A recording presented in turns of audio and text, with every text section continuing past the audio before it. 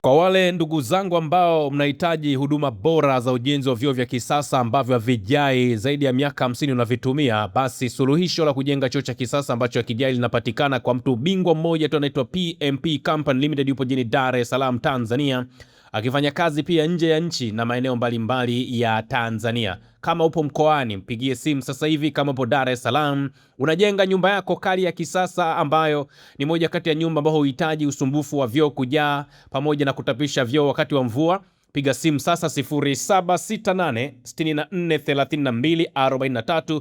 Banao ni PMP Company Limited, wamerudi tena kwa kishindo cha hali ya juu zaidi. Kama utakuwa umekaa labda kwenye mlima fulani alafu unaangalia kwa chini, kuna vitu unaweza usivione kwa sababu either upo kwenye huo mlima. Lakini kama ukiwa chini halafu juu kuna mlima, likewise unaweza usivione vitu kwa sababu uko chini, vyenyewe vipo juu mlimani. Kwa hiyo hata kwenye maisha ya kawaida iko hivyo. Huwezi kufanikiwa kuona vitu vyote perfectly kwa wakati mmoja. Ni jambo ambalo ni gumu kupita maelezo.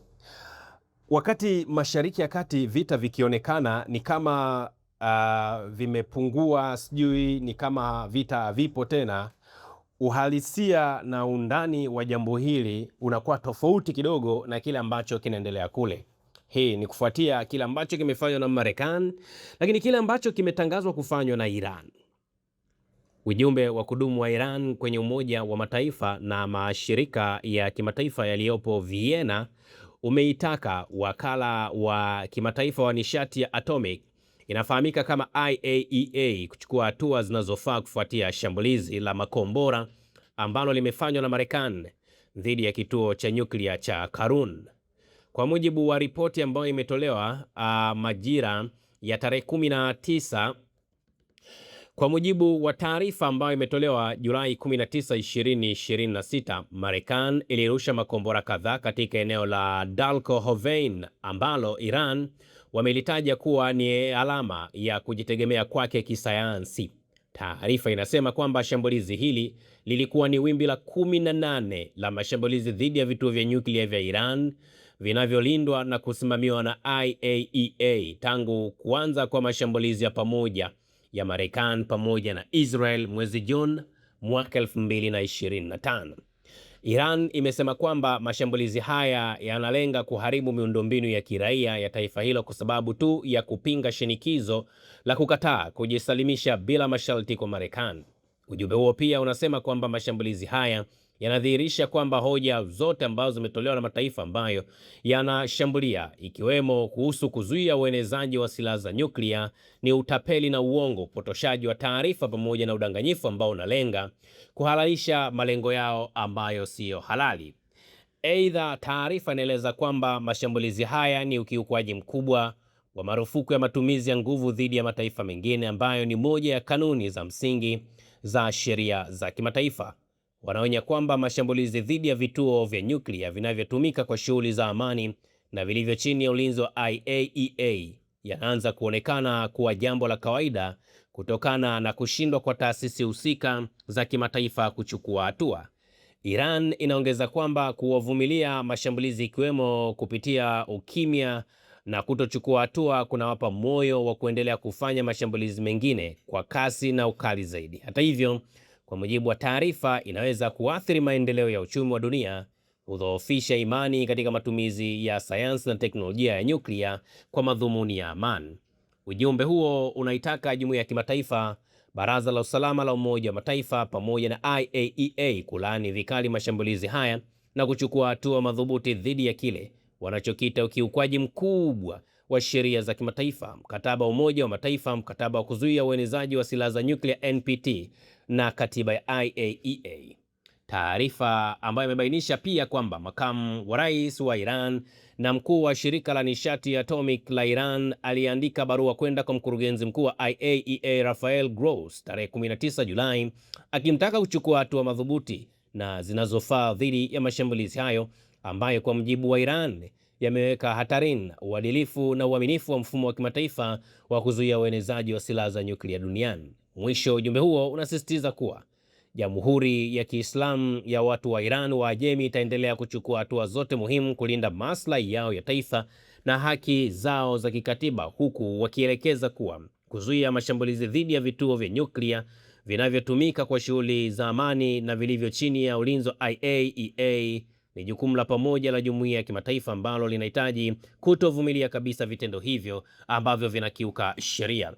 Sasa tupate kidogo kuelezea hii kituo cha nyuklia cha Karun ni kituo cha aina gani? Kwa nini Wamarekani wameamua kushambulia kituo hiki? Je, ni kituo chenye athari ama yaje?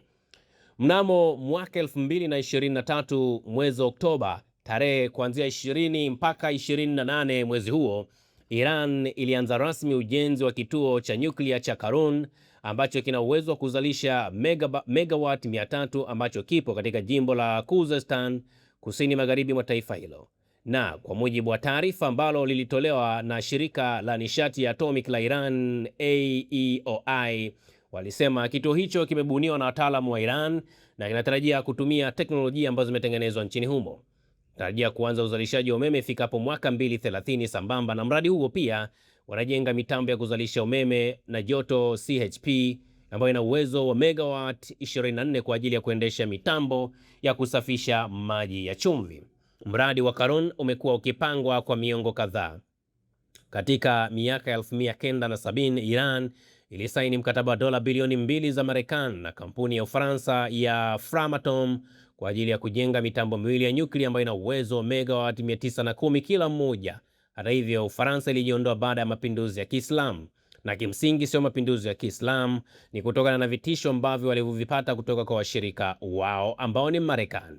Baadaye mwaka 1992 Iran ilisaini makubaliano na China ya kujenga mitambo miwili ya megawati 300 katika eneo hili, lakini China nayo ikajiondoa na hatimaye Iran wakasema msitutanie, wakaanza kutekeleza mradi huo wao wenyewe kwa kutumia program zao za nyuklia pale Iran. Mwishoni mwa mwaka 2022 nishati ya nyuklia ilikuwa ikichangia takribani 1% uwezo wote wa uzalishaji wa umeme wa Iran.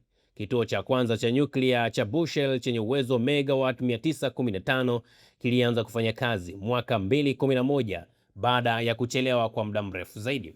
Kwa sasa Iran inaendelea kupanua kituo cha Bushehr kwa kujenga mitambo miwili mipya yenye uwezo wa gigawatt 1 kila mmoja. Mwezi Julai mwaka 2023 serikali ya Iran ilitangaza kuanza maandalizi ya ujenzi wa vituo 5 vipya vya nyuklia ambavyo vitakuwa na uwezo wa jumla ya gigawatt 20 ifikapo mwaka 2041. Hii ni ripoti ambayo unaisikia inazungumzwa hapa na wa Iran kuhusiana na namna gani ambavyo wanamuona Marekani ni kama mtu ambaye ni adui mbele yao, lakini wao kwenye swala la kuendeleza hizo nyuklia bado wanaona ni jambo la muhimu zaidi katika kulilinda taifa hilo la Iran. Na mwakilishi mojawapo wa Iran kwenye Umoja wa Mataifa ameliomba hilo Baraza la Usalama la Umoja wa Mataifa na huyu mkuu wa umoja huu kulaani mashambulizi haya pia ambayo yalifanywa kwenye kituo kingine cha nyuklia cha Dalkovin ambacho na chenyewe kipo chini ya uangalizi wa Marekani.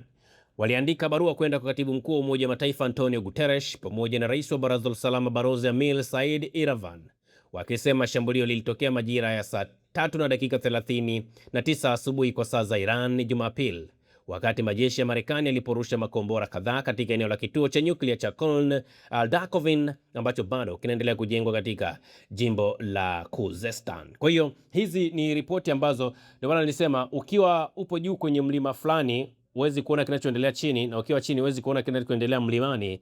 Lakini ukweli ni kwamba eneo ambalo sasa hivi wamefikia ni kwamba linaweza likawa ni eneo baya zaidi.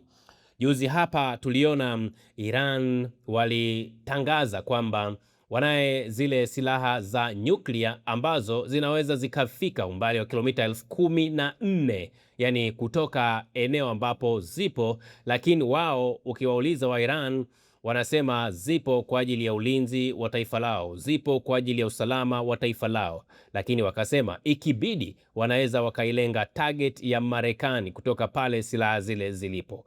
Naendelea kufuatilia hizi ripoti kwa kina zaidi, lakini niwakumbushe tu ndugu zangu kwamba dunia tulionayo sasa hivi ni dunia ambayo imekuwa ni mbaya kupita maelezo, lakini kwa sababu na sisi tupo ndani ya dunia hii tunalazimika kuishi humo humo. Usisahau kusubscribe, like na kubonyeza alama ya kengele. Asante.